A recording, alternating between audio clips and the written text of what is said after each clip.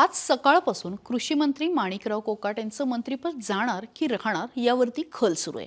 अखेर संध्याकाळी मंत्रिपद राहिलं अशी बातमी आली, पण ते नेमकं कसं राहिलं हे मी तुम्हाला सांगणार आहे पुढच्या काही मिनिटामध्ये. बातमीमागची बातमी आपण बघणार आहोत. खरं तर फडणवीस काहीही झालं तरी यावेळेस ऐकणार नाहीत.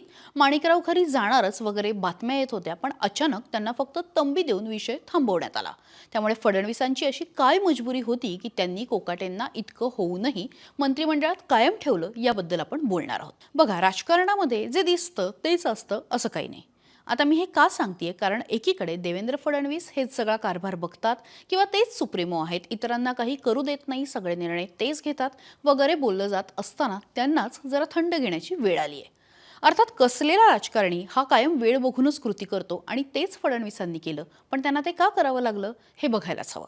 कोकाटे वादग्रस्त विधानं करतात, सरकारला भिकारी म्हणतात, विधानभवनामध्ये रमी खेळतात, त्यांच्यामुळे मारामारी सुद्धा होते, पण तरी सुद्धा मंत्रिमंडळात टिकत असतील तर त्यांना ताकदवान नेता मानायचं का?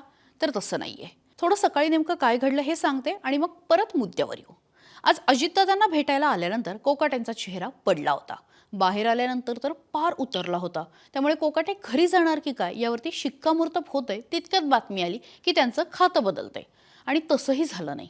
दादा कोकाटेंना अपेक्षेप्रमाणे बोलले, छापलं, दादा स्टाईल सुनावलं, पण कृतीचं काय? तर काहीही केलं नाही. हात वर करत आता माझ्या हातात काही नाही, किती वेळा माफ करायचं असं म्हणाले आणि बॉल थेट देवेंद्र फडणवीसांच्या कोर्टात टाकला. आता अजित पवारांनी निर्णय का घेतला नाही?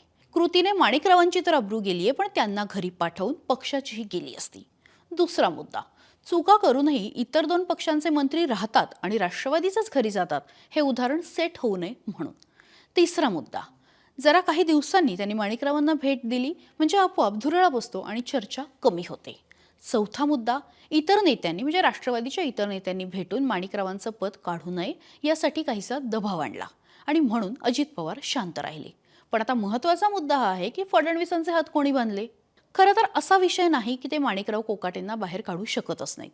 पण कोकाटे गेले तर संजय शिरसाट, ज्यांचा नोटांचा व्हिडिओ बाहेर आला, योगेश कदम, ज्यांचा डान्स बारचा विषय झाला, जयकुमार गोरे, ज्यांच्यावर महिलेने आरोप केले, असले मंत्री मंत्रिमंडळात का, असा प्रश्न विचारला जाणार आहे. मग शिंदेंना एक न्याय आणि अजित पवारांना दुसरा न्याय असं करून कसं चालेल?